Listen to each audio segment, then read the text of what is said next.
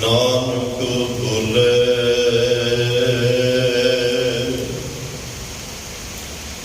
ਬੁਲਾਇਆ ਤੇਰਾ, ਨਾਨਕ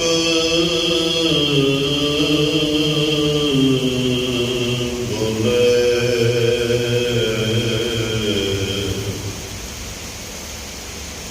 ਬੁਲਾਇਆ ਤੇਰਾ।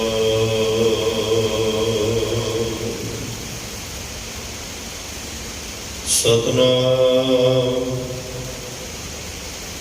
ਸ਼੍ਰੀ ਵਾਹਿਗੁਰੂ ਸਾਹਿਬ ਜੀਓ। ਨਮੋ ਕਾਲ ਕਾਲੇ, ਨਮੋ ਸਰਬ ਕਾਲੇ, ਨਮੋ ਸਰਬ ਗੌਣੇ, ਨਮੋ ਸਰਬ ਭੌਣੇ। ਅਨੰਗੀ ਅਨਾਥੇ ਨਿਰੇ ਸੰਗੀ ਪਰਮਾਥੇ, ਨਮੋ ਭਾਨ ਭਾਨੇ, ਨਮੋ ਮਾਨ ਮਾਨੇ। ਅਨੰਗੀ ਅਨਾਥੇ ਨਿਰੇ ਸੰਗੀ ਪਰਮਾਥੇ, ਨਮੋ ਭਾਨ ਭਾਨੇ, ਨਮੋ ਮਾਨ ਮਾਨੇ।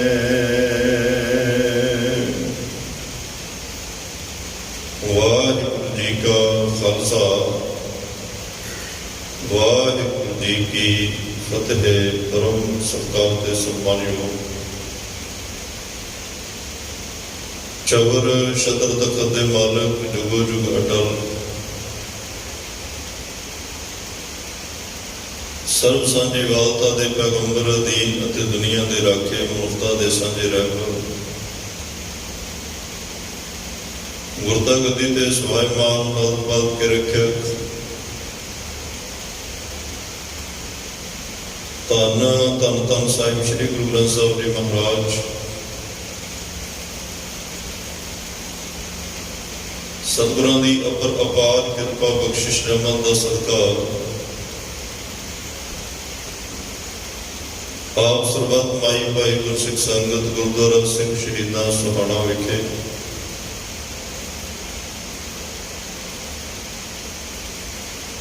ਇਸ ਪਾਵਨ ਪਵਿੱਤਰ ਅਸਥਾਨ ਦੇ ਉੱਪਰ ਅੰਮ੍ਰਿਤ ਵੇਲੇ ਦੇ ਦੀਵਾਨਾਂ 'ਚ ਹਾਜ਼ਰੀਆਂ ਭਰ ਕੇ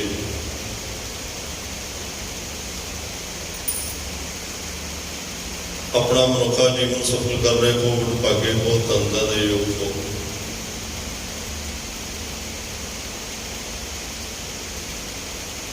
ਬਹੁਤ ਪਿਆਰ ਦੇ ਨਾਲ ਇਲਾਹੀ ਗੁਰਬਾਣੀ ਦਾ ਕੀਰਤਨ ਸਰਵਣ ਕਰਕੇ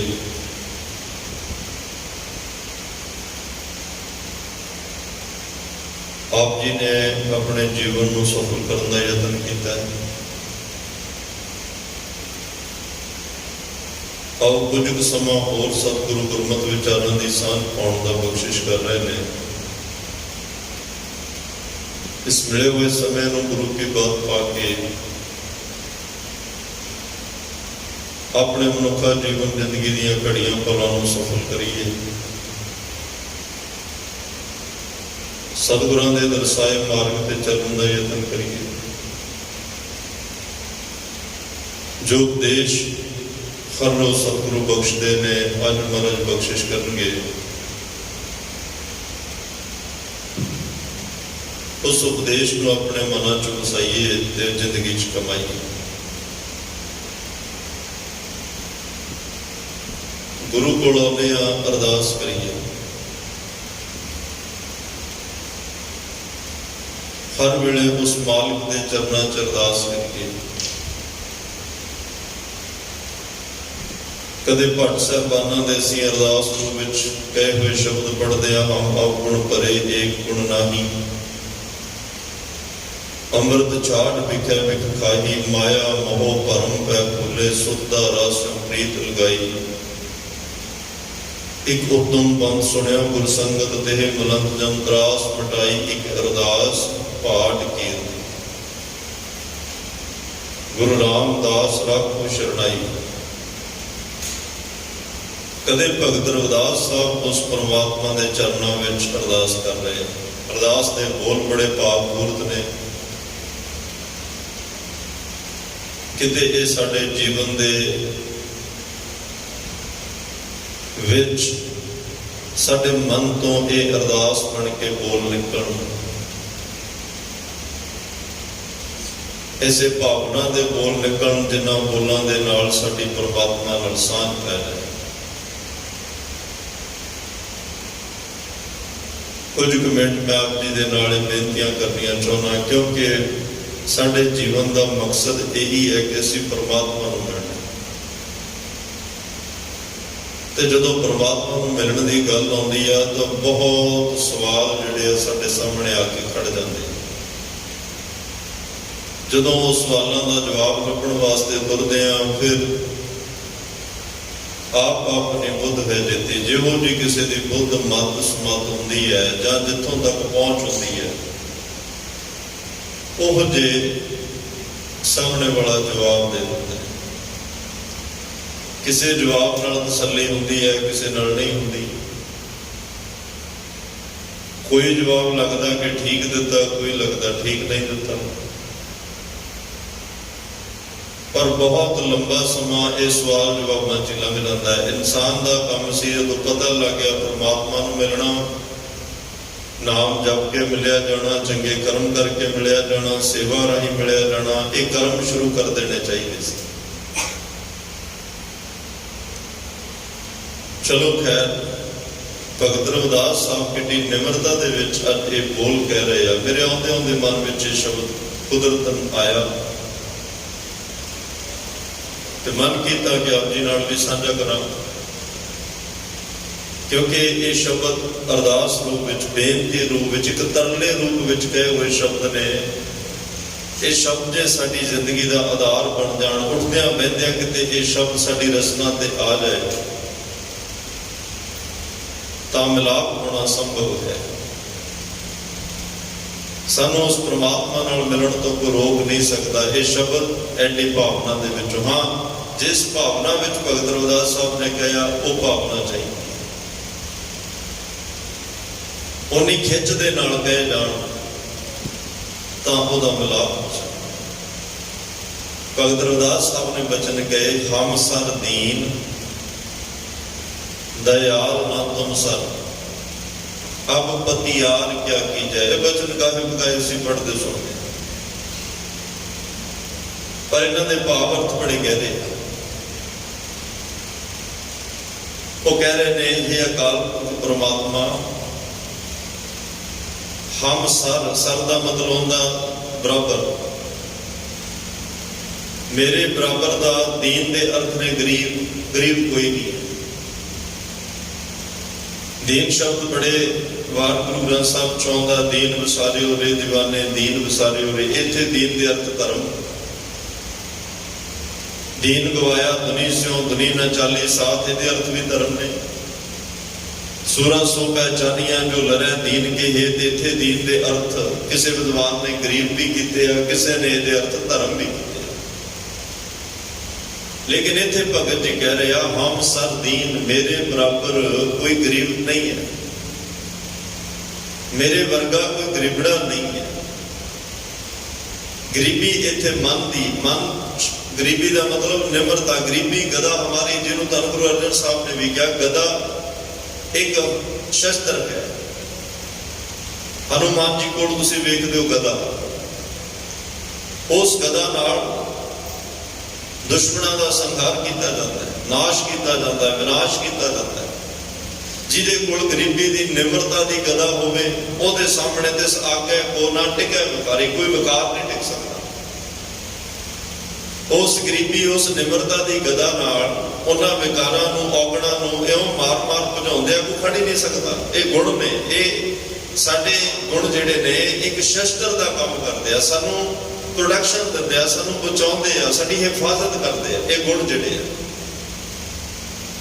भगत जी की निम्रता देखो, हम सर दीन, अकाल पुरख परमात्मा मेरे वर्गा, मेरे बराबर कोई गरीब नहीं है। और अगले वचन, दयाल ना तुम सर, जिवें ਭਾਈ ਗੁਰਦਾਸ ਸਾਹਿਬ ਨੇ ਕਿਹਾ, ਤੋ ਸੋ ਨਾ ਦੀਨ ਦਇਆਲ ਨਾ ਮੋਸਰ, ਮੋਸੋ ਨਾ ਦੀਨ ਦਇਆਲ ਨਾ ਤੋਸਰ। ਮੇਰੇ ਵਰਗਾ ਦੀਨ ਗਰੀਬ ਕੋਈ ਨਹੀਂ, ਤੇਰੇ ਵਰਗਾ ਦਿਆਲੂ ਕੋਈ ਨਹੀਂ। ਭਗਤ ਰਵਿਦਾਸ ਸਾਹਿਬ ਵੀ ਉਹੀ ਵਚਨ ਕਹਿ ਰਿਹਾ, ਭਾਈ ਗੁਰਦਾਸ ਜੀਆਂ ਨੇ ਵੀ ਆਪਣੇ ਕਵਿਤਾ ਵਿੱਚ ਕਿਹਾ, ਮੋਸੋ ਨਾ ਦੀਨ ਦਇਆਲ ਨਾ ਤੋਸਰ, ਮੋਸੋ ਨਾ ਪਤਤ ਨਾ ਪਾਵਨ ਤੋਸਰ, ਮੋਸੋ ਵਿਕਾਰੀ ਨਾ ਤੋਸੋ ਵਿਕਾਰੀ।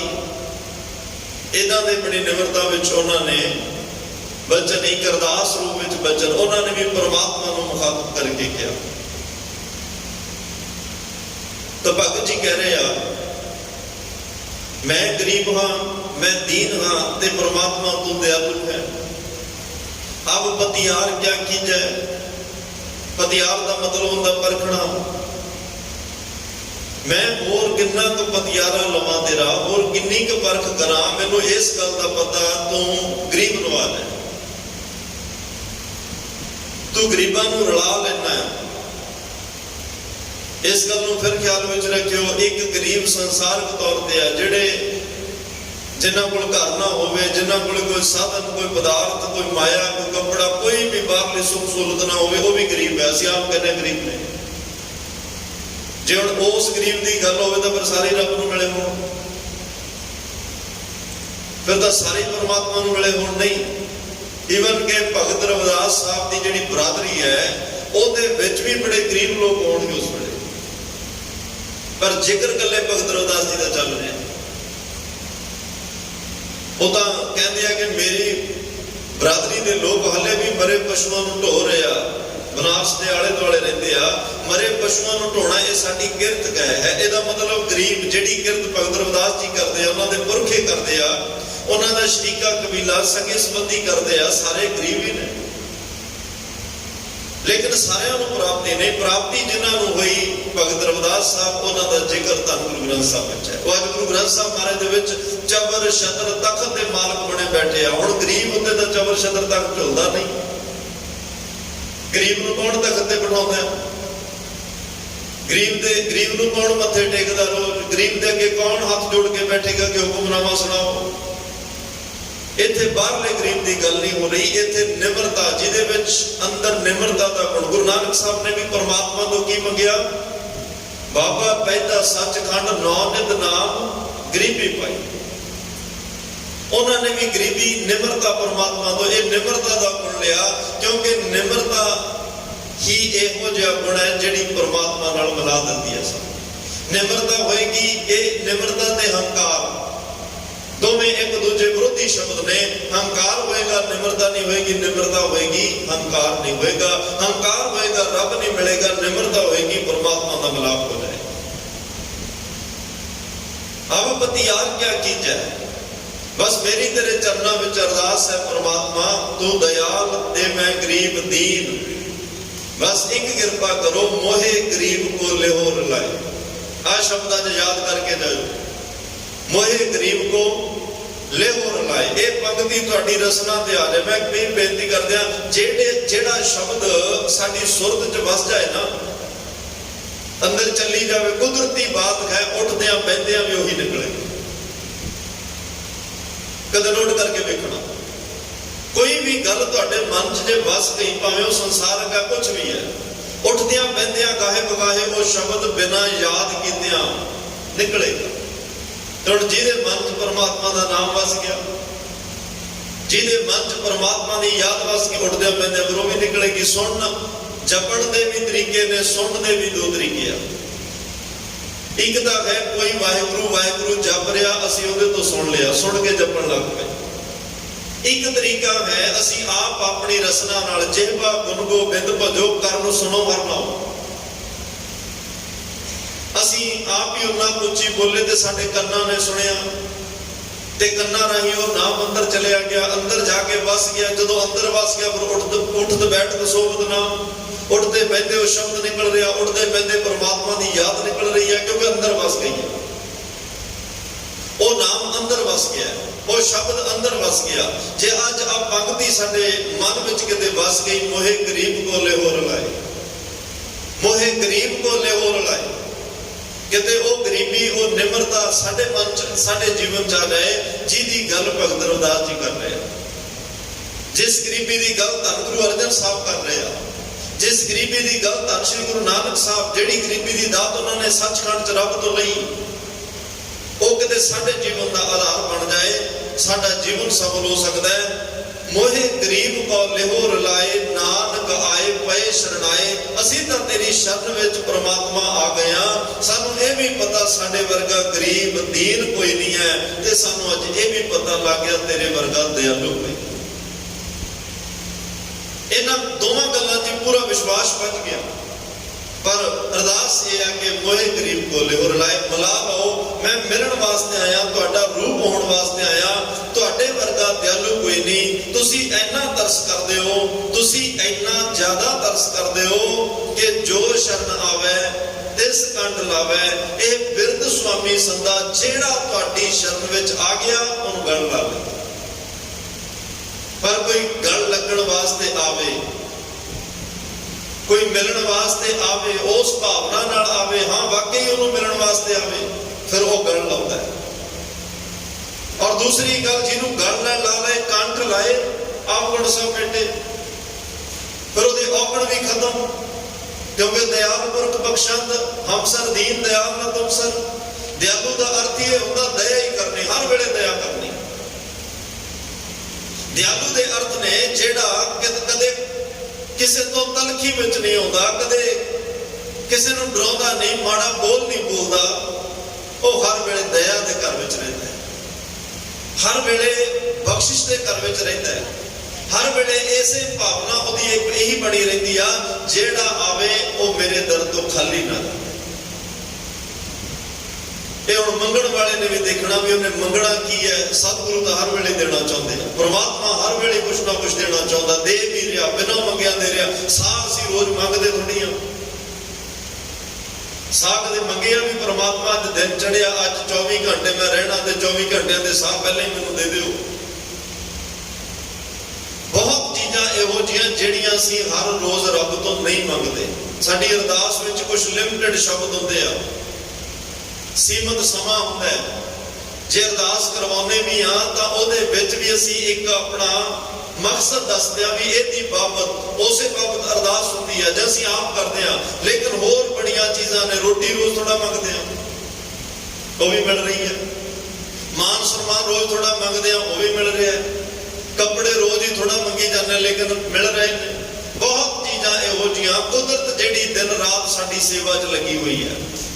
ਪਾਣੀ ਸਾਡੀ ਸੇਵਾ 'ਚ ਹੈ, ਹਵਾ ਸਾਡੀ ਸੇਵਾ 'ਚ ਹੈ, ਸੂਰਜ ਧਰਤੀ ਸਾਡੀ ਸੇਵਾ 'ਚ ਨੇ, ਚੰਦਰਮਾ, ਇਹ ਸਾਰੀ ਕੁਦਰਤ ਬਨਸਪਤੀ ਪਰਮਾਤਮਾ ਦੇ ਹੁਕਮ ਵਿੱਚ ਰਹਿ ਕੇ ਇਹ ਵੀ ਸੇਵਾ ਕਰ ਰਹੀ ਹੈ। ਰੁੱਖ ਦਰਖਤ ਫਲ ਜਿਨ੍ਹਾਂ ਦੇ ਖਾ ਰਹੇ ਹੋ ਉਹ ਵੀ ਸੇਵਾ ਹੀ ਕਰ ਰਹੇ ਹੋ। ਵੰਡ ਛਕਣਾ ਜਿਹੜਾ ਕਨਸੈਪਟ ਹੈ ਨਾ, ਗੁਰੂ ਨਾਨਕ ਸਾਹਿਬ ਨੇ ਕਿਹਾ ਨਾਮ ਜਪੋ, ਕਿਰਤ ਕਰੋ, ਵੰਡ ਛਕੋ। ਵੰਡ ਛਕਣ ਦਾ ਮਤਲਬ ਸੇਵਾ ਦਾ ਕਨਸੈਪਟ ਹੈ। ਵੰਡੇਗਾ ਉਹੀ ਜਿਹਦੇ ਮਨ 'ਚ ਸੇਵਾ ਦੀ ਭਾਵਨਾ ਹੋਏਗੀ। ਸੇਵਾ ਦੀ ਭਾਵਨਾ ਵਾਲਾ ਹੀ ਕਿਸੇ ਨੂੰ ਕੁਝ ਦੇ ਸਕਦਾ ਹੈ। ਜਿਹਨੇ ਕਦੇ ਦੇਣਾ ਨਹੀਂ ਸਿੱਖਿਆ, ਉਹਦੇ ਘਰ ਵਿੱਚ ਫਿਰ ਉਹੀ ਪਦਾਰਥ ਜਿਹੜੇ ਆ, ਦੁੱਖ ਦਾਰੂ ਸੁਖ ਰੋਗ ਪਿਆ, ਉਹ ਰੋਗ ਬਣ ਜਾਂਦੇ ਆ।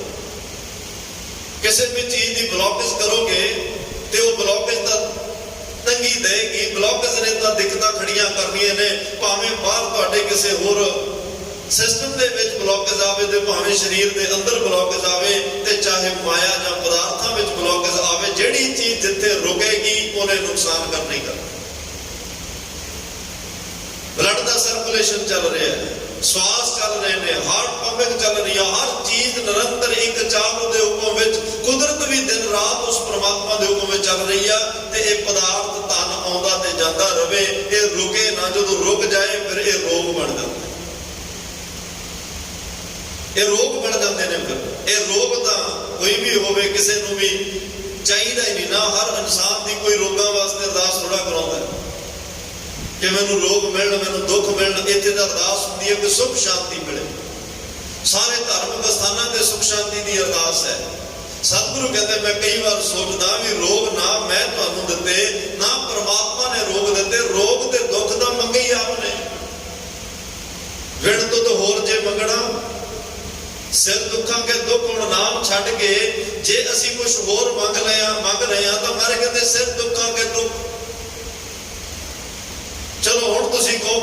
ਅਸੀਂ ਕੋਈ ਪਰਮਾਤਮਾ ਤੋਂ ਸੰਸਾਰਕ ਚੀਜ਼ ਨਾ ਹੀ ਮੰਗੀਏ।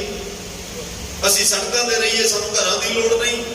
ਅਸੀਂ ਤੁਰ ਕੇ ਚੱਲੀਏ, ਸਾਨੂੰ ਗੱਡੀਆਂ ਦੀ ਲੋੜ ਨਹੀਂ। ਸਾਨੂੰ ਕੱਪੜਿਆਂ ਦੀ ਲੋੜ ਨਹੀਂ, ਪਦਾਰਥਾਂ ਦੀ ਨਹੀਂ। ਮੰਗੋ, ਮੰਗਣਾ ਵੀ ਚਾਹੀਦਾ। ਇਹ ਸਾਰਾ ਕੁਝ ਪਰਮਾਤਮਾ ਤੋਂ ਲੈਣਾ ਹੈ, ਗੁਰੂ ਸਾਹਿਬ ਤੋਂ ਲੈਣਾ। ਸਾਡੇ ਲਈ ਇੱਥੇ ਸਭ ਕੁਝ ਪਿਆ। ਇੱਕ ਛੋਟਾ ਜਿਹਾ ਨੁਕਤਾ ਮਨ ਵਿੱਚ ਰੱਖ ਕੇ ਜਾਇਓ, ਇਹ ਜਿੰਨੇ ਵੀ ਤੁਹਾਡੇ ਸੁੱਖ ਸਹੂਲਤਾਂ ਦੇ ਤੁਹਾਡੇ ਕੋਲੇ ਪਦਾਰਥ ਨੇ, ਇਹ ਸਾਰੇ ਮਣਕੇ ਨੇ। ਭਾਵੇਂ ਕੋਠੀਆਂ ਹੋਣ, ਗੱਡੀਆਂ ਹੋਣ, ਪੁੱਤਰ ਧੀਆਂ ਔਲਾਦ ਹੋਵੇ, ਪੈਸਾ ਹੋਵੇ, ਹੋਰ ਜਿੰਨੀਆਂ ਸੁੱਖ ਸਹੂਲਤਾਂ, ਮਾਣ ਸਨਮਾਨ, ਸਮਾਜ ਦੇ ਨਾਲ, ਸੰਸਾਰ ਦੇ ਨਾਲ ਜੁੜਿਆ ਜੋ ਕੁਝ ਵੀ ਤੁਹਾਡੇ ਕੋਲ ਅੱਜ ਗਏ, ਇਹ ਸਮਝ ਲਓ ਵੀ ਇਹ ਮਣਕੇ ਨੇ। ਇਹਨਾਂ ਮਣਕਿਆਂ ਦੇ ਵਿੱਚ ਨਾਮ ਦਾ ਧਾਗਾ ਪਾ ਲਓ। ਜਦੋਂ ਨਾਮ ਦੇ ਧਾਗੇ ਵਿੱਚ ਇਹ ਸਾਰੇ ਮਣਕੇ ਪਰੋਏ ਜਾਣਗੇ, ਇਹ ਨਾਮ ਦੀ ਮਾਲਾ ਬਣ ਜਾਏਗੀ। ਇਹੀ ਮਾਲਾ ਸੁੱਖ ਦੇਣ ਵਾਲੀ ਬਣ ਜਾਏਗੀ। ਜਦੋਂ ਇਹ ਸਾਰੇ ਪਦਾਰਥਾਂ ਵਿੱਚ ਨਾਮ ਦਾ ਧਾਗਾ ਪੈ ਜਾਏਗਾ, ਨਾਮ ਦਾ ਧਾਗਾ ਪਾ ਕੇ ਕੀ ਕਰਨਾ ਹੈ? ਹਰ ਵੇਲੇ ਪਰਮਾਤਮਾ ਦਾ ਸ਼ੁਕਰਾਨਾ ਕਰਨਾ ਹੈ, ਧੰਨਵਾਦ ਕਰਨਾ ਹੈ। ਜਦੋਂ ਸਾਰੀਆਂ ਦਾਤਾਂ ਦੇਖ ਕੇ ਤੁਸੀਂ ਰੱਬ ਦਾ ਧੰਨਵਾਦ ਕਰਦੇ ਜਾਓਗੇ, ਇਹ ਸਾਰੇ ਪਦਾਰਥ ਫਿਰ ਸੁੱਖ ਦੇਣ ਲੱਗ ਪਏ। ਦੁੱਖ ਉਦੋਂ ਹੀ ਆਉਂਦੇ ਆ ਜਦੋਂ ਦੁੱਖ ਤਦੇ ਜਾਂ ਵਿਸਰ ਜਾਵੇ। ਜਦੋਂ ਤੁਸੀਂ ਰੱਬ ਨੂੰ ਭੁੱਲਣਾ ਹੈ, ਪਦਾਰਥਾਂ ਨਾਲ ਹੀ ਜੁੜ ਜਾਣਾ ਹੈ, ਉਦੋਂ ਦੁੱਖਾਂ ਦੀ ਸ਼ੁਰੂਆਤ ਹੈ। ਜਦੋਂ ਇਹ ਪਦਾਰਥਾਂ ਵਿੱਚ ਰੱਬ ਨੂੰ ਯਾਦ ਰੱਖੋਗੇ, ਪਰਮਾਤਮਾ ਨੂੰ ਤੁਸੀਂ ਛੱਡਣਾ ਹੀ ਨਹੀਂ, ਹਰ ਵੇਲੇ ਨਾਲ ਨਾਲ ਲਈ ਫਿਰੀ ਜਾਣਾ, ਹਰ ਗੱਲ 'ਚ ਰੱਬ ਨੂੰ ਮੂਹਰੇ ਰੱਖ ਕੇ ਚੱਲਣਾ, ਫਿਰ ਦੁੱਖ ਕਿੱਥੋਂ ਆਏਗਾ? ਦੁੱਖ ਦਾ ਉਹ ਖਤਮ ਕਰਨ ਵਾਲਾ ਹੈ। ਬਸ ਇਹੀ ਛੋਟੇ ਛੋਟੇ ਨੁਕਤੇ ਹੁੰਦੇ ਆ, ਜੇ ਕਿਤੇ ਸਾਡੇ ਮਨਾਂ 'ਚ ਵਸ ਜਾਣ, ਸਾਡੀ ਜ਼ਿੰਦਗੀ ਸੁਖਦਾਇਕ ਹੋ ਜਾਂਦੀ ਹੈ। ਸਾਡੀ ਜ਼ਿੰਦਗੀ ਸੁਖਮਈ ਹੋ ਜਾਂਦੀ ਹੈ। ਜੇ ਸਾਡੇ ਰਸਨਾ ਤੇ ਹਰ ਵੇਲੇ ਪਰਮਾਤਮਾ ਦਾ ਸ਼ੁਕਰਾਨਾ ਆ ਜਾਏ, ਕਿਤੇ ਉਹਦਾ ਧੰਨਵਾਦ ਆ ਜਾਏ। ਮੈਂ ਫਿਰ ਬੇਨਤੀ ਕਰਾਂ, ਵਿਛੋੜਾ ਬੜਾ ਤੰਗ ਕਰਦਾ ਹੈ। ਕਈ ਲੋਕ ਆਪਣੀ ਧਰਮ ਕਮਾਉਣਾ ਧਰਮੀਆਂ ਵਾਸਤੇ ਕਬੂਲ ਬੋਲ ਜਾਂਦੇ ਆ। ਕਈ ਲੋਕ ਆਪ ਨਹੀਂ ਰੱਬ ਦੇ ਰਸਤੇ ਤੇ ਚੱਲਣਾ, ਰੱਬ ਜਾਂ ਰਸਤੇ ਤੇ ਚੱਲਣ ਵਾਲਿਆਂ ਨੂੰ ਮਾੜਾ ਬੋਲ ਜਾਂਦੇ ਆ।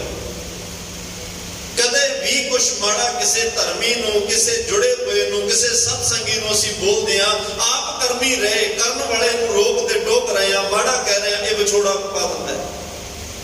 ਤਾਂ ਗੁਰੂ ਨਾਨਕ ਸਾਹਿਬ ਕਸ਼ਮੀਰ ਗਏ, ਇੱਕ ਜਗ੍ਹਾ ਤੇ ਬੈਠੇ ਨੇ, ਕੋਈ ਗਾਈਆਂ ਚਾਰ ਰਿਹਾ, ਕਿਸੇ ਮਾਲਕ ਦਾ ਨੌਕਰ। ਤਾਂ ਗੁਰੂ ਨਾਨਕ ਸਾਹਿਬ ਨੂੰ ਅੱਖਾਂ ਤਾਂ ਬਹੁਤ ਵੇਖਦੀਆਂ ਨੇ, ਪਰ ਪਰਖ ਕਿਸੇ ਕਿਸੇ ਨੂੰ। ਰਾਏਪੁਰ ਦੀ ਤਲਵੰਡੀ, ਰਾਏ ਬੁਲਾਰ ਦਾ ਜ਼ਿਕਰ ਆਉਂਦਾ ਹੈ। ਉਸ ਤਲਵੰਡੀ 'ਚ ਕਿੰਨੇ ਲੋਕ ਹੋਰ ਵਸਦੇ ਹੋਣਗੇ? ਕੀ ਮਹਾਰਾਜ ਜਦੋਂ ਅਹਿਮਦਾਬਾਦ ਗਏ ਹੋਣਗੇ, ਰਸਤੇ 'ਚ ਕਿਸੇ ਨੇ ਵੇਖਿਆ ਹੀ ਨਹੀਂ ਹੋਏਗਾ। ਸਤਿਗੁਰੂ ਜਦੋਂ ਬਾਬਰ ਨਾਲ ਗੱਲ ਕਰ ਰਹੇ ਹੋਣਗੇ, ਕੀ ਉੱਥੇ ਹੋਰ ਲੋਕਾਂ ਨੇ ਵੇਖਿਆ ਨਹੀਂ ਹੋਏਗਾ? ਗੁਰੂ ਨਾਨਕ ਸਾਹਿਬ ਨੇ 4 ਉਦਾਸੀਆਂ ਕੀਤੀਆਂ, ਕਿੰਨੇ ਸੰਸਾਰ ਦੇ ਲੋਕਾਂ ਨੇ, ਜੀਵਾਂ ਨੇ ਦੇਖਿਆ ਹੋਏਗਾ, ਪਰ ਗਿਣਤੀ ਦੇ ਲੋਕਾਂ ਦਾ ਜ਼ਿਕਰ ਹੈ, ਕਿਉਂਕਿ ਪਰਖ ਕਿਸੇ ਕਿਸੇ। ਅੱਖਾਂ ਸਾਰਿਆਂ ਕੋਲ ਨੇ, ਪਰ ਦੇਖਣ ਦੇ ਨਜ਼ਰੀਏ ਆਪਣੇ ਆਪਣੇ। ਤਾਂ ਮਹਾਰਾਜ ਨੇ ਤਾਂ ਕਹਿ ਵੀ ਦਿੱਤਾ, ਗੁਰੂ ਨਾਨਕ ਜਿਨ ਸੁਣਿਆ ਵੇਖਿਆ ਸੇ ਫਿਰ ਗਰਵਾਸ ਨਾ ਭਰਿਆ ਰਹੇ। ਜਿਨ੍ਹਾਂ ਨੂੰ ਸੁਣਨ ਤੇ ਵੇਖਣ ਦੀ ਜਾਚ ਹੋਵੇ, ਜਿਨ੍ਹਾਂ ਨੇ ਰਾਏ ਬੁਲਾਰ ਦੀ ਤਰ੍ਹਾਂ ਸੁਣਿਆ ਵੇਖਿਆ, ਭਾਈ ਮਰਦਾਨਾ ਜੀ ਦੀ ਤਰ੍ਹਾਂ ਸੁਣਿਆ ਵੇਖਿਆ, ਬੀਬੀ ਜਿਹੜੀ ਨਾਨਕੀ ਹੈ, ਬੇਬੇ ਨਾਨਕੀ ਦੀ ਤਰ੍ਹਾਂ ਸੁਣਿਆ ਵੇਖਿਆ, ਹੋਰ ਕਿੰਨੇ ਮਹਾਰਾਜ ਸਾਹਿਬ ਦੇ ਭਾਈ ਭਗੀਰਥ ਵਰਗੇ ਸਿੱਖ ਨੇ, ਭਾਈ ਮਨਸੁਖ ਵਰਗੇ ਸਿੱਖ ਨੇ, ਰਾਜੇ ਸ਼ਿਵਨਾਮ ਵਰਗੇ ਨੇ, ਜਿਨ੍ਹਾਂ ਨੇ ਉਸ ਨਜ਼ਰੀਏ ਨਾਲ ਸੁਣਿਆ ਤੇ ਵੇਖਿਆ, ਸੇ ਫਿਰ ਗਰਵਾਸ ਨਾ ਭਰਿਆ ਨਹੀਂ। ਆਵਾਗੁਣ ਤੋਂ ਖਤਮ ਹੋ ਗਈ ਕਹਾਣੀ, ਨਾ ਜਨਮ ਦੀ ਗੱਲ, ਨਾ ਮੌਤ ਦੀ ਗੱਲ। ਉਸ ਗਾਈਆਂ ਚਾਰਨ ਵਾਲੇ ਨੇ ਕਿਹਾ, ਪਖੰਡੀ ਸਾਧਾ ਇੱਥੇ ਕਿਵੇਂ ਫਿਰਦਾ, ਕੋਈ ਕੰਮ ਕਰਕੇ ਖਾ ਲਾ। ਲੋਕਾਂ ਦੇ ਦਰ ਮੰਗ ਰਿਹਾ। ਹੁਣ ਗੁਰੂ ਨਾਨਕ ਸਾਹਿਬ ਨੂੰ ਤਾਂ ਉਹਨੇ ਵੀ ਵੇਖਿਆ, ਪਰ ਬੋਲ ਕੀ ਨਿਕਲੇ? ਬਾਦਸ਼ਾਹ ਨੇ ਥੋੜਾ ਜਿਹਾ ਮੁਸਕਰਾ ਕੇ ਕਿਹਾ, ਆਪਣੇ ਜੰਬੂਰ ਸੰਭਾਲ ਲਾ। ਜੰਬੂਰ ਮਤਲਬ ਗਾਈਆਂ। ਆਪਣੇ ਜੰਬੂਰਾਂ ਨੂੰ ਸੰਭਾਲ। ਇੰਨਾ ਹੀ ਬਚਨ ਕਿਹਾ, ਕੋਈ ਗਾਂ ਇੱਧਰ ਭੱਜ ਗਈ, ਕੋਈ ਉੱਧਰ ਭੱਜ ਗਈ, ਕੋਈ ਲੱਭੇ ਹੀ ਨਾ। ਹੁਣ ਜਦੋਂ ਇਹ ਅਜ਼ਮਤ ਵੇਖੀ, ਆ ਕੇ ਮਹਾਰਾਜ ਦੇ ਚਰਨਾਂ ਤੇ ਪਿਆ, ਮੈਨੂੰ ਪਤਾ ਨਹੀਂ ਤੁਸੀਂ ਕੌਣ ਹੋ, ਪਰ ਬਖਸ਼ ਦਿਓ, ਬਖਸ਼ ਦਿਓ, ਭੁੱਲ ਹੋ ਗਈ।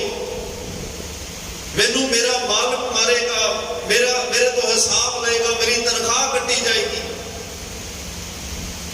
ਕਿੰਨੀਆਂ ਚੀਜ਼ਾਂ ਨਾਲੋਂ ਮੈਂ ਵਿਛੜ ਜਾਵਾਂਗਾ, ਪਰ ਮੇਰੇ ਤੋਂ ਭੁੱਲ ਹੋ ਗਈ, ਮੈਨੂੰ ਬਖਸ਼ ਦਿਓ। ਗੁਰੂ ਨਾਨਕ ਸਾਹਿਬ ਨੇ ਇੱਕ ਬੜੇ ਪਤੇ ਦੀ ਉੱਥੇ ਰਮਜ਼ ਪਾ ਦਿੱਤੀ। ਕਹਿਣ ਲੱਗੇ, ਵੇਖ ਤੂੰ ਇੱਕ ਨਿੱਕਾ ਜਿਹਾ ਮਾੜਾ ਬੋਲ ਬੋਲਿਆ ਤੇਰਾ ਗਾਈਆਂ ਤੋਂ ਵਿਛੋੜਾ ਪੈ ਗਿਆ। ਸੰਸਾਰਕ ਗੱਲ ਹੈ, ਦੁਨਿਆਵੀ ਗੱਲ ਹੈ। ਤੂੰ ਗਾਈਆਂ ਲੈ ਕੇ ਆਇਆ ਤੇ ਗਾਈਆਂ ਨਾਲੋਂ ਵਿਛੋੜਾ ਪੈ ਗਿਆ। ਜੇ ਗਾਈਆਂ ਨਾ ਲੱਭੀਆਂ ਤੇਰਾ ਮਾਲਕ ਨਾਲੋਂ ਵਿਛੋੜਾ ਪਏਗਾ। ਮਾਲਕ ਤੋਂ ਤੇਰੇ ਤੋਂ ਹਿਸਾਬ ਮੰਗੇਗਾ, ਤੈਨੂੰ ਛੁੱਟੀ, ਤੇਰੀ ਨੌਕਰੀ ਜਾਂਦੀ ਰਹੇਗੀ, ਤੇਰਾ ਤਨਖਾਹ ਨਾਲੋਂ ਵਿਛੋੜਾ ਪੈ ਜਾਏਗਾ। ਇੱਕ ਨਿੱਕੇ ਜਿਹੇ ਮਾੜੇ ਬੋਲ ਨੇ ਕਿੰਨਿਆਂ ਨਾਲੋਂ ਵਿਛੋੜ ਦਿੱਤਾ, ਕਿੰਨਿਆਂ ਨਾਲੋਂ ਵਿਛੋੜ ਦਿੱਤਾ।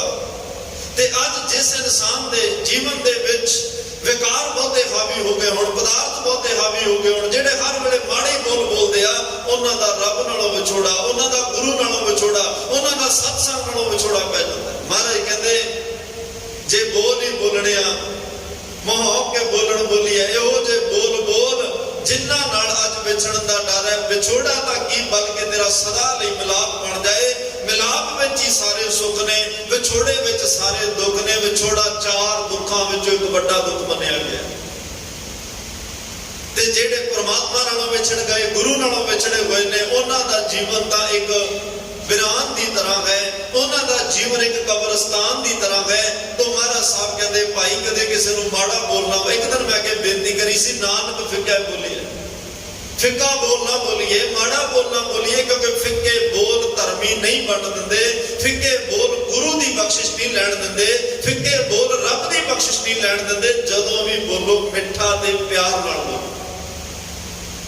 ਕਿਉਂਕਿ ਰੱਬ ਨੂੰ ਫਿੱਕਾ ਨਹੀਂ ਬੋਲਣਾ ਆਉਂਦਾ। ਰੱਬ ਕਹਿੰਦਾ ਮੇਰੀ ਤਰ੍ਹਾਂ ਤੁਸੀਂ ਵੀ ਮਿੱਠਾ ਬੋਲੋ ਜੇ ਧਰਮੀ ਬਣਨਾ ਚਾਹੁੰਦੇ ਹੋ।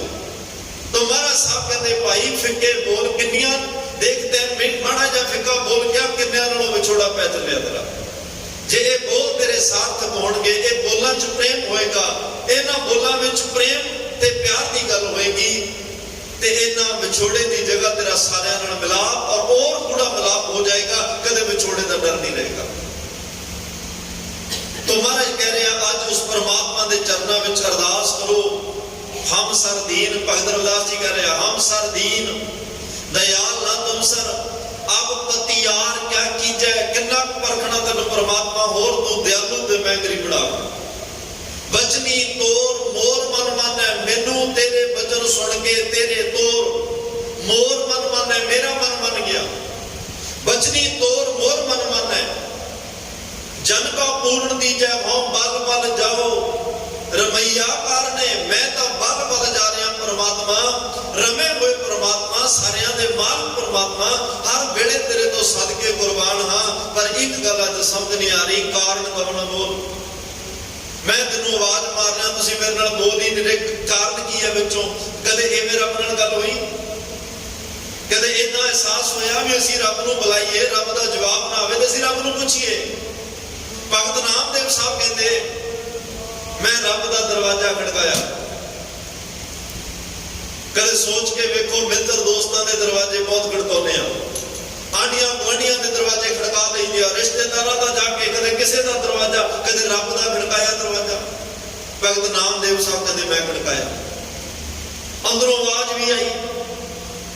मैं जो दरवाजा, जो किसी का दरवाजा खड़काओगे, अगला अंदरों पूछता ही है ना तू कौन है भाई।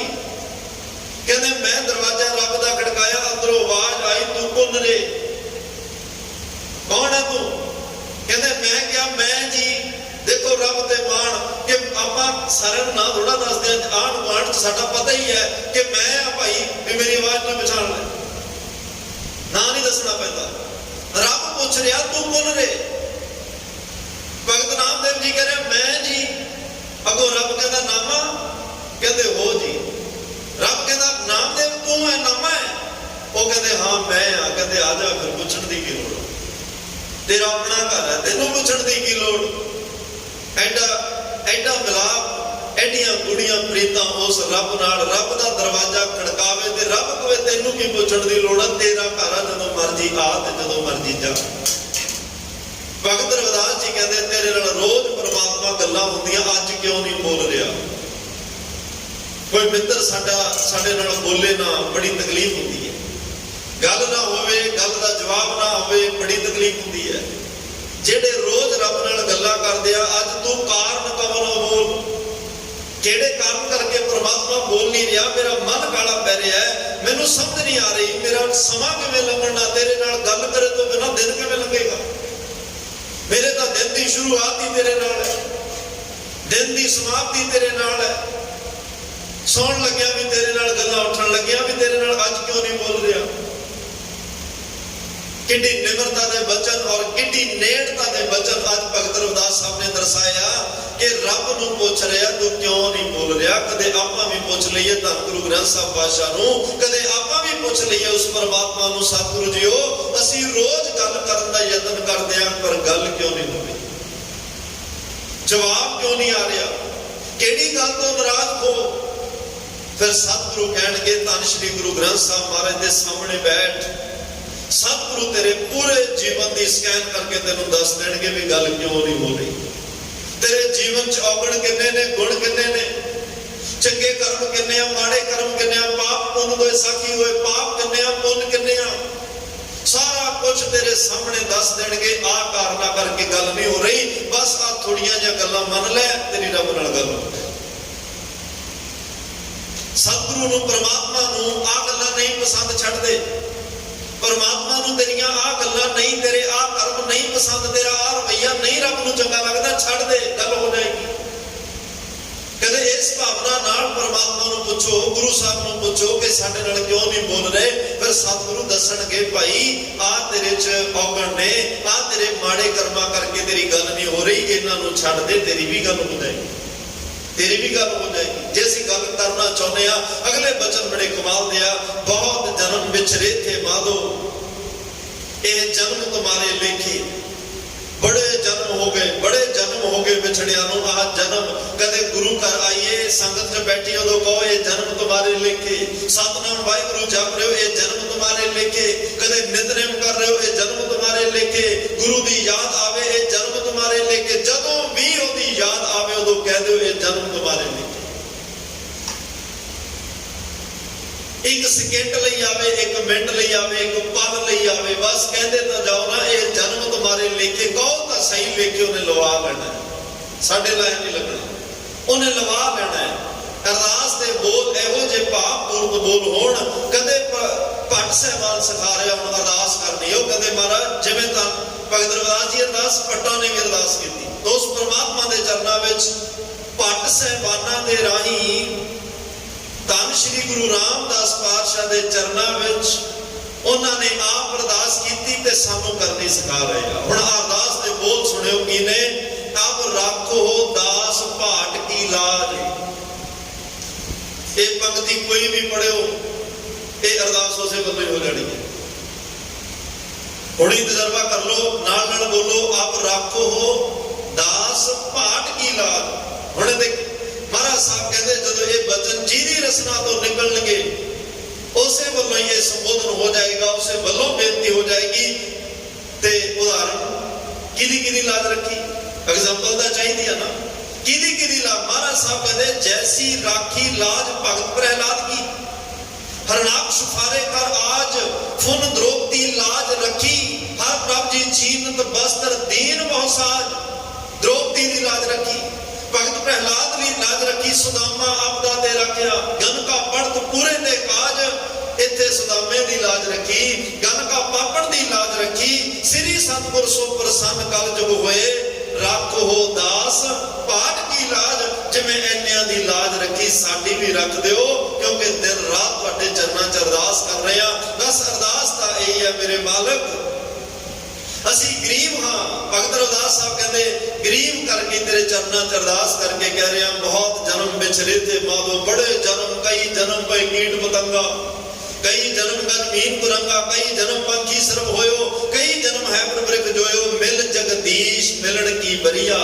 आ समय बहुत जन्म बिछड़े थे माधो, यह जन्म तुम्हारे लेके, गोविंद मिलन की है तेरी बरिया। कह रविदास आस लग जीवो। हुण आ नुकता भी अज नोट कर गए, एक एक नुकता बड़े कमाल दा है। निराश नहीं होना कदे, आस नहीं छड्डनी कदे भी इन्ना समा हो गया कुछ नहीं बन रहा, ये बनाउणा असीं नहीं, कुछ बनाउणा तो उसे नहीं है। साडा काम मेहनत करना है, साडा काम उद्यम करना है, उद्यम करेंदियां जीओ। साडा काम उद्यम, असीं अमृत वेला संभालना है, असीं सिमरन करना है, मैडिटेशन करना है, सेवा करनी है, नितनेम करना है, चंगे कर्म करने हैं। ये तो बनेगा की, ये असीं नहीं वेखना। जदों असीं आप जज बन जाते हैं ना भी आ असीं कीता ते इहदा हुण आ फल आएगा, उदों नहीं हुंदा, फिर वो तो सारा कुछ आपदे हत्थ च हो गया ना। फिर गुरु अगे अरदास करन दा की मतलब रह गया? फिर परमात्मा अगे अरदास दा तां मतलब नहीं ना कोई रहा, जदों आप ही असीं बीज के ते आप ही कह रहे हैं भी आ फल लगेगा ते इन्ना लगेगा, एवें झाड़ दियां शर्तां लाई जाओ भी इन्ना निकलना, उदों फिर दिक्कत आएगी। ਉਹਦੇ ਤੇ ਛੱਡ ਕੇ ਚੱਲੋ। ਸਾਡਾ ਕੰਮ ਬੀਜ ਬੀਜਣਾ, ਸਾਡਾ ਕੰਮ ਉਹਦੀ ਸੰਭਾਲ ਕਰਨਾ ਹੈ, ਉਹਦੇ ਚ ਕਾਂਗਿਆਰੀ ਨਾ ਹੋਵੇ, ਉਹਦੇ ਚ ਘਾਹ ਫੂਸ ਨਾ ਹੋਵੇ, ਉਹ ਨਦੀਨ ਜਿਹੜਾ ਹੈ ਉਹਦੇ ਚੋਂ ਕੱਢਣਾ। ਬਾਬੇ ਲੈਣੇ ਨੇ ਕੱਲਾ ਖੇਤਾਂ ਚੋਂ ਘਾਹ ਥੋੜਾ ਕੱਢਿਆ ਸੀ। ਉਹਦਾ ਇੱਕ ਉਦਾਹਰਨ ਦਿੱਤੀ ਸੀ ਵੀ ਜੇ ਧਰਮ ਕਮਾਉਣਾ, ਧਰਮੀ ਹੋਣਾ, ਜਿਵੇਂ ਝੋਨੇ ਵਿੱਚ ਨਦੀਨ ਘਾਹ ਹੋਵੇ ਉਹਦੇ ਝਾੜ ਤੇ ਅਸਰ ਪਾਉਂਦਾ ਹੈ। ਬੰਦਿਆ ਜੇ ਤੂੰ ਧਰਮੀ ਹੋਣਾ ਚਾਹੁੰਦਾ, ਮਨ ਦੇ ਆਲੇ ਦੁਆਲਾ ਜਿਹੜਾ ਕਰਮ ਕਾਂਡਾਂ ਦਾ ਕਈ ਵਾਰ ਘਾਹ ਉੱਗ ਪੈਂਦਾ, ਜਿਹੜਾ ਮਾੜੇ ਕਰਮਾਂ ਦਾ ਘਾਹ ਉੱਗ ਪੈਂਦਾ, ਆਲੇ ਦੁਆਲੇ ਜਿਹੜਾ ਨਿੰਦਿਆ ਚੁਗਲੀ ਦਾ ਘਾਹ ਉੱਗ ਪੈਂਦਾ, ਗੁਰੂ ਕੋਲ ਆਈ, ਗੁਰੂ ਸ਼ਬਦ ਦਾ ਖੁਰਪਾ ਦੇ ਗਿਆ, ਉਹਦੇ ਨਾਲ ਖੁਰਚ ਕੇ ਬਾਹਰ ਸੜੇਗੀ। ਗੁਰੂ ਸੇਵਾ ਦਾ ਖੁਰਪਾ ਦੇਗਾ ਤੈਨੂੰ, ਉਸ ਸੇਵਾ ਦੇ ਖੁਰਪੇ ਨਾਲ ਇਹ ਕਾਂਗਿਆਰੀ, ਇਹ ਘਾਹ, ਇਹ ਨਦੀਨ, ਇਹ ਸਾਰਾ ਖਤਮ ਹੋ ਜਾਏਗਾ। ਗੁਰੂ ਨਾਮ ਦੀ ਦਵਾਈ ਦੇਗਾ, ਜਿਵੇਂ ਕੀਟਨਾਸ਼ਕ ਦਵਾਈਆਂ, ਨਦੀਨ ਮਾਰਨ ਵਾਲੀਆਂ ਦਵਾਈਆਂ ਪੈਂਦੀਆਂ, ਨਾਮ ਦੀ ਦਵਾਈ ਪਾਈਏ ਸਾਰਾ ਘਾਹ ਹੀ ਸੜ ਜਾਏਗਾ। ਜਿਹੜਾ ਨਿੰਦਿਆ ਚੁਗਲੀ ਔਗਣਾ ਦਾ ਘਾਹ ਤੇਰੇ ਮਨ ਦੇ ਆਲੇ ਦੁਆਲੇ ਇੰਨਾ ਫੈਲ ਚੁੱਕਿਆ। ਮਾਲੀ ਕਿਉਂ ਰੱਖਦੇ ਅਸੀਂ?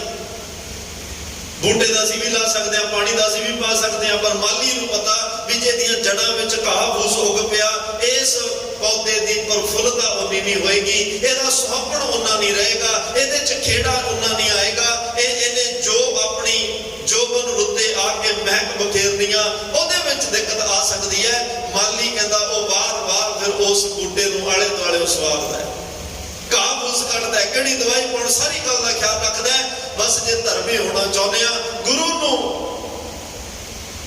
ਕਿਉਂਕਿ ਪਾਤ ਕੀ ਖਬਰ ਜੋ ਡਾਲ, ਇਹ ਮਾਲੀ ਇਹੋ ਜਿਹਾ, ਇਹ ਮਾਲੀ ਵੀ ਹੈ, ਇਹਨੂੰ ਮਾਲੀ ਬਣਾਓ ਤਾਂ ਸਹੀ, ਇੱਕ ਪੱਤੇ ਦੀ ਖਬਰ ਰੱਖਦਾ, ਇੱਕ ਪੱਤੇ ਦੀ ਖਬਰ ਹੈ ਇਹਦੇ ਕੋਲ ਸਾਡੀ।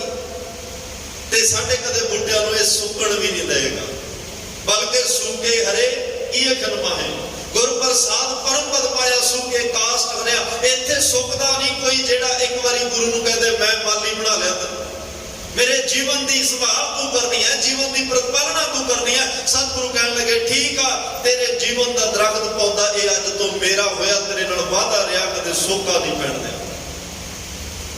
ਕਦੇ ਇਹਨੂੰ ਸੁੱਕਣ ਨਹੀਂ ਦਿਆਂਗਾ। ਮੈਂ ਕਦੇ ਸੇਵਾ ਦਾ ਪਾਣੀ ਪਾ ਦੇਣਾ, ਕਦੇ ਚ ਸਿਮਰਨ ਦਾ ਪਾਣੀ ਪਾ ਦੇਣਾ, ਕਦੇ ਮੈਂ ਚ ਚੰਗੇ ਦਾਨ ਪੁੰਨ, ਚੰਗੇ ਕਰਮ ਕਰਾ ਕੇ ਉਹਦੀ ਖਾਦ ਖਰਾਬ ਪਾ ਦੇਣੀ ਆ।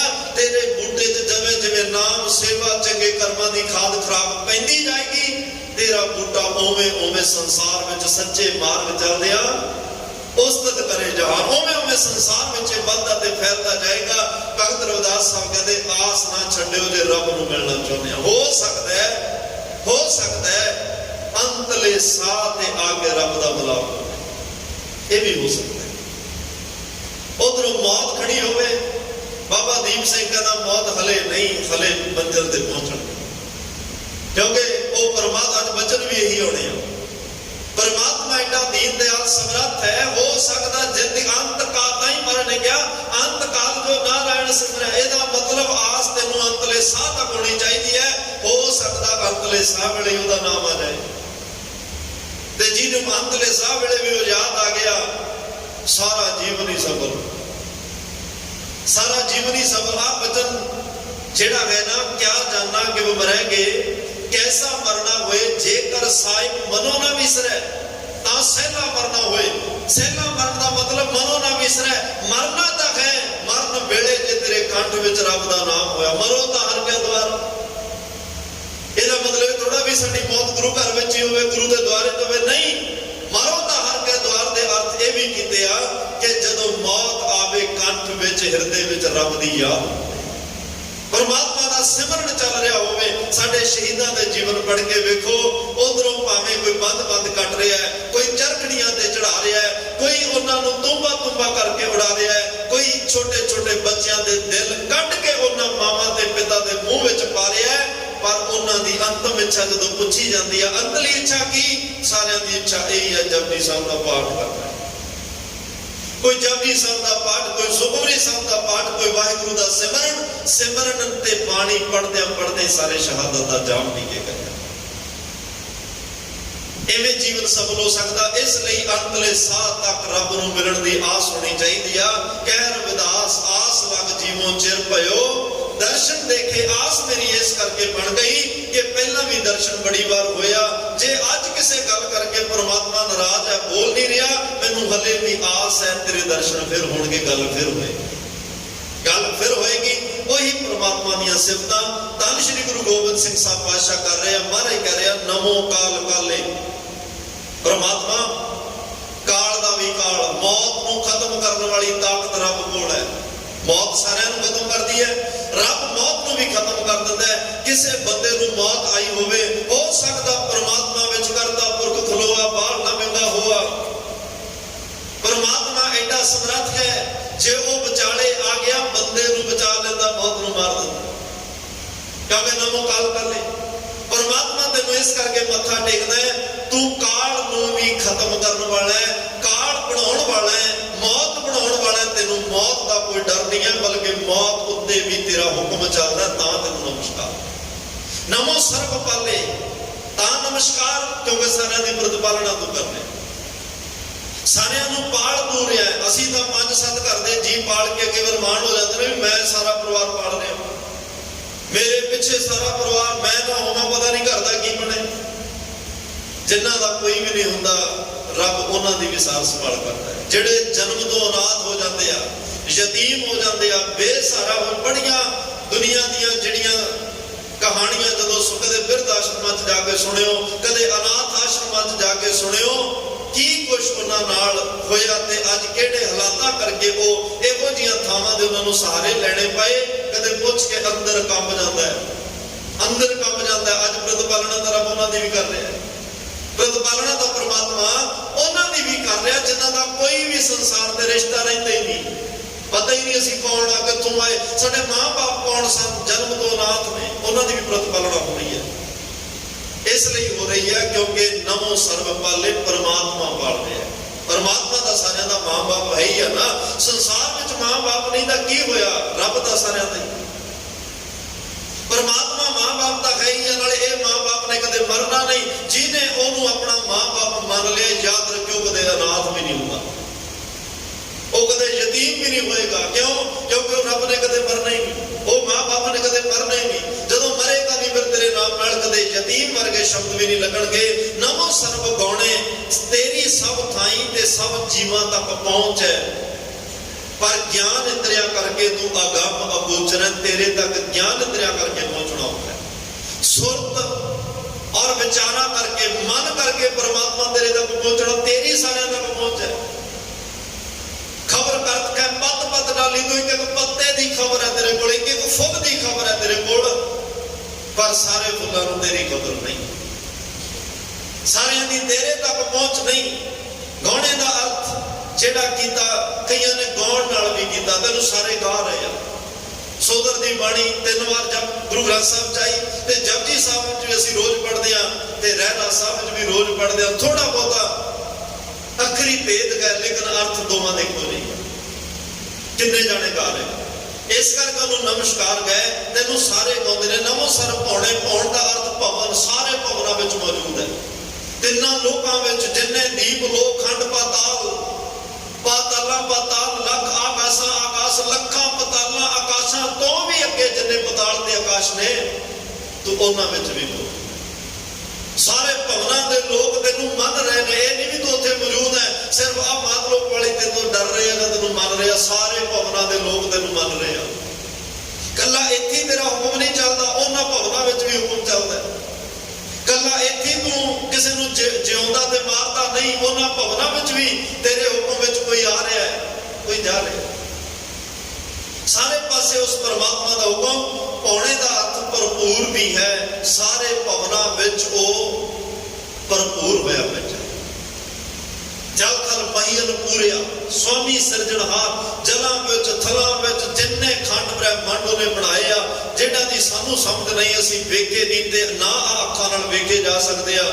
ਗੁਰੂ ਨਾਨਕ ਸਾਹਿਬ ਜੀ ਨੂੰ ਮਰਜ਼ੀ ਦਿਖਾ ਸਕਦੇ ਆ, ਪੀਰ ਦੇ ਪੁੱਤ ਨੂੰ ਵਿਖਾਇਆ ਹੀ ਨਾ ਸਾਰਾ ਕੁਛ। ਦਸਤਗੀਰ ਪੀਰ ਦੇ ਬੇਟੇ ਨੂੰ ਮਹਾਰਾਜ ਨੇ ਸਾਰੇ ਪਤਾਲਾਂ ਕਾਸ਼ਾਂ ਦੀ ਸੈਰ ਕਰਾਈ ਨਾ, ਗੁਰੂ ਨਾਨਕ ਸਾਹਿਬ ਕਰਾ ਸਕਦੇ ਆ, ਲੇਕਿਨ ਅਸੀਂ ਅੱਖਾਂ ਨਾਲ ਨਹੀਂ ਵੇਖ ਸਕਦੇ। और सारिया थावां ते आओ। परमात्मा का हुक्म चलता है, सारिया नूं रिज़्क देण वाला भी तू है, पालना पोषणा करने वाला भी तू है परमात्मा। इसलिए तेनों नमस्कार कहे। अनंगी अनाथे, अनंगी का अर्थ होंदा जिहदा अंग कोई नहीं। अनाथे का अर्थ होंदा जिस उत्ते होर कोई मालिक नहीं है। आप नाथ नाथी सब जाकी, रित सिद्ध अवरा साध। परमात्मा उत्ते कोई भी इहो जिहा हुक्म चलाउण वाला नहीं जिन्हें अपने हुक्म विच रब नूं नथिया होवे, हुक्म दी नथ पाई होवे। लेकिन आप नाथ नाथी समझा कि रब आप इन्ना बड़ा नाथ है, उन्हें सारे संसार जीव जंतुओं नूं अपने हुक्म दी नथ विच नथिया होवे। अनाथे नाथे अनाथे, नाथ दा असी सारे नाथ विच साडे उत्ते किसी दे हुक्म दा कुंडा है। रब अनाथे, ओदे उपर उस तो बड़ा कोई नहीं जिहदा रब उत्ते हुक्म चलदा होवे। और ओदे अंग साडे पंज तत्तां दे अंगां वर्गे नहीं बने, साडे शरीर वर्गे अंग नहीं होंदे। ओदी शक्ल, ओदा रंग रूप, ओदा नक, ओदे कान, ओदियां अखां, ओदे दंद किहों जे ने कोई पता नहीं, क्योंकि पंज तत्तां दा शरीर नहीं होंदा, ना ही कोई पंज तत्तां दे शरीर वर्गे अंग बने हुए ने। तो महाराज साहब कहते हैं परमात्मा का भाई अनंगी है, अनंगी अनाथे, अंगां तो रहत। और उस परमात्मा ते किसी का कोई हुक्म नहीं, वो आप ही खुद खुदा है। अपने आप विच आप ही अपने आप नूं बनाउण वाला है, चलाउण वाला। उहदे उत्ते किसी होर दी कोई अथॉरिटी, कोई पावर नहीं है। इसलिए उन्होंने नमस्कार। निरे संगी परमाथे, निरे संगी, संगी मतलब साथी। निर दा अर्थ हुंदा रहत, संगियां साथियां तो भी रहता है। एक एक शब्द च दो दो परमात्मा के जिहड़े विशेषण महाराज साहब ने कहे, कहते ने साथ भी नहीं है बराबर, ओदा हुण बराबर ही कोई नहीं, साथ किहनूं बनावे। मित्रता, दोस्ती, संगी साथी बराबर दे नाल ही हुंदी है ना। रब दे हुण बराबर ही कोई नहीं, ना तो वड्डा ना दे बराबर। वो संगी साथी किहनूं बनावे, कौन ओदे नाल नाल चले, फिर साथ बना के करेगा की। असी सारे नाशवंत हाँ, असी अज हाँ कल नहीं होवांगे। रब दा जुगो जुग अटल है, उन्होंने भी साथी तो हो जाए चाहिए ना जिहड़ा ओदे वर्गा जुगो जुग अटल होवे, जिहड़ा ओदे वर्गा अमर होवे, जिन्हों कदे जन्म ते मौत दा डर ही ना होवे। सानू तां है, रब सानू साथी किवें नाल लेके, हाँ असी परमात्मा नूं जिन्ना चिर जिउणा साथी बना सकते, असी उन्होंने अपना मित्र बना सकते हैं, क्योंकि सानू डर भी है, रब नूं डर कोई नहीं। साडे वैर बहुत ने, उहदा वैर किसी नाल नहीं। सानू विकारां ने पाउणा, सानू जमां ने मारना, साडे तां बड़ियां जिंदगी विच जिहड़ियां रुकावटां, मुश्किलां, मुसीबतां ने, रब नूं इहो जी कोई नहीं। इसलिए सानू उहनूं साथी बनाउण दी लोड़ है। परमात्मा एक छिंद विच ओहदा खिन मैं थाप थापणहारा, एक खिन विच थापदा है, एक खिन विच खत्म करदा है। अंत नहीं किछ पारा वारा, खिन मैं थाप थापदा तिस बिन नहीं कोई।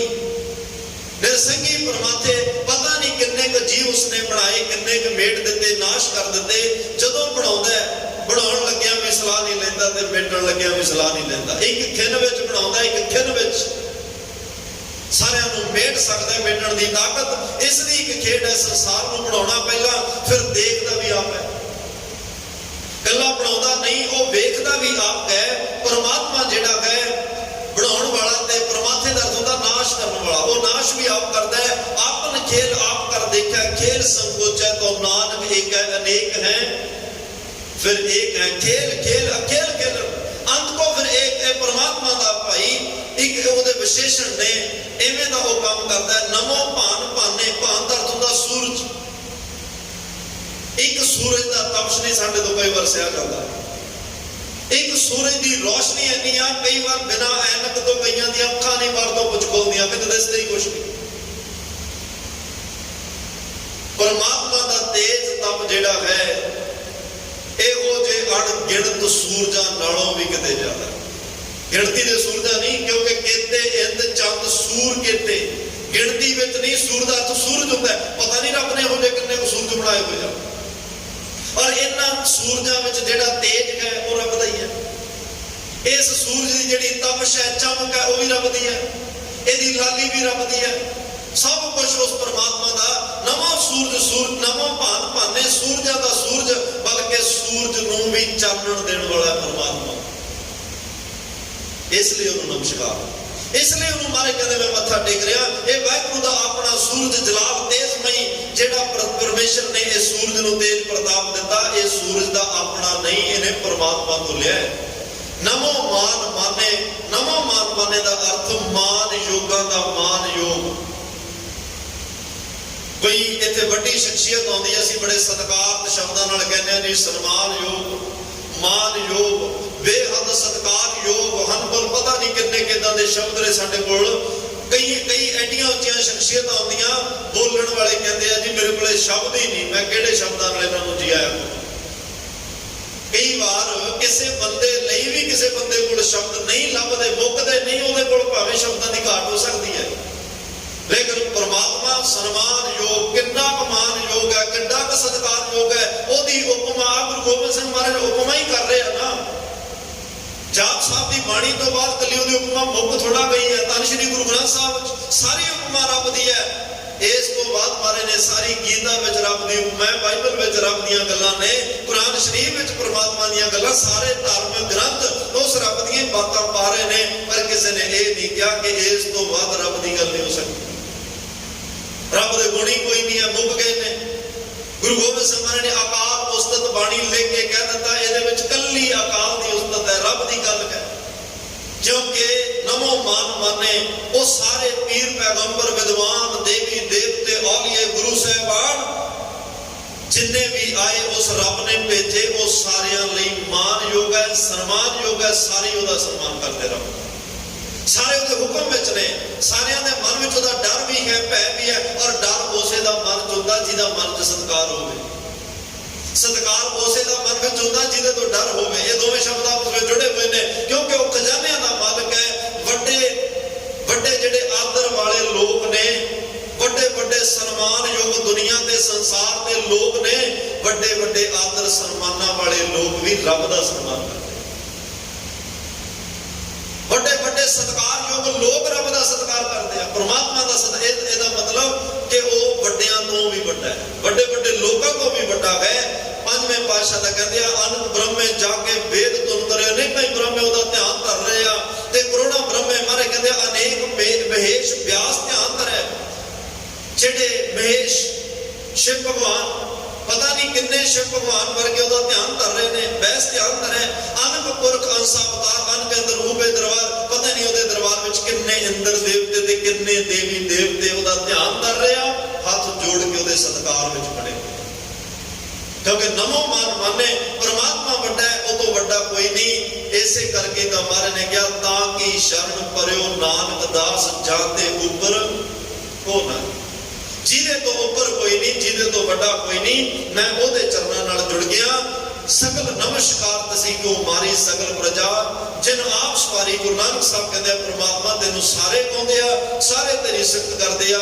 जिन्नी सिफत मैं कीती आ ये पूरी नहीं, यतन कीता तेरी सिफत करन दा, ये पूरी नहीं। उन्होंने कहा ना होर केते गावन से मैं चितना आपन, होर किन्ने क गांदे आ। नानक क्या बेचारे, नानक बेचारा की जान की विचार कर सकता ओदी कि किन्ने को होर जिन्ने को मेरी समझ आए मैं बयान कीता। होर कहते होर किन्ने का ये तू ही जानदा, जेड़े तेनू गा रहे आ ध्या रहे आ। तो सोई सोई सदा सच साहिब साचा साची नाई। परमात्मा भाई बेअंत है, वड्डा है, समर्थ है, अगम है, अगोचर है। ते आ सारे विशेषण उस परमात्मा दे ने। बस इको ही एक धन गुरु गोबिंद सिंह साहब महाराज की कोशिश है आप सारे उस परमात्मा नाल जुड़ जाइए। गुरु साहब की यही कोशिश है कि ओदे नाल जुड़ांगे जीवन सफल होएगा। जीवन सफल होएगा आवागमन का घेरा खत्म होएगा, आउण जाण मुकेगा। निखित जूना तो जमा दी मार नरक स्वर्ग दीयां गल्लां तो बाहर हो जाएंगे। उस घर विच टिक जावांगे। निज घर महल पाओ सुख सहजे बोहर न होएगो फेरा, फिर कदे फेरा नहीं होएगा। असी सदीव काल लई परमात्मा विच कहने वाले तेरे रहे समाए ओदे च समा जांगे और ये जीवन लोक सुखी परलोक सुहेले नाल घर प्रभ आपे मेले दे भागी बन जावांगे जी। इन्नियां बेनतियां प्रवान तमाम लचुकां दी खिमा देवो सज्जन असीसड़ियां जो होवे साहिब सो मेल। आओ सारी संगत नाथ साहब की बाणी रसना पवित्र करियो। फिर सारे नाल मिल अरदास बेनती में जुड़ांगे जी। कोई रसना मांझी न रवे। आनंद साहिब राम कली महला दी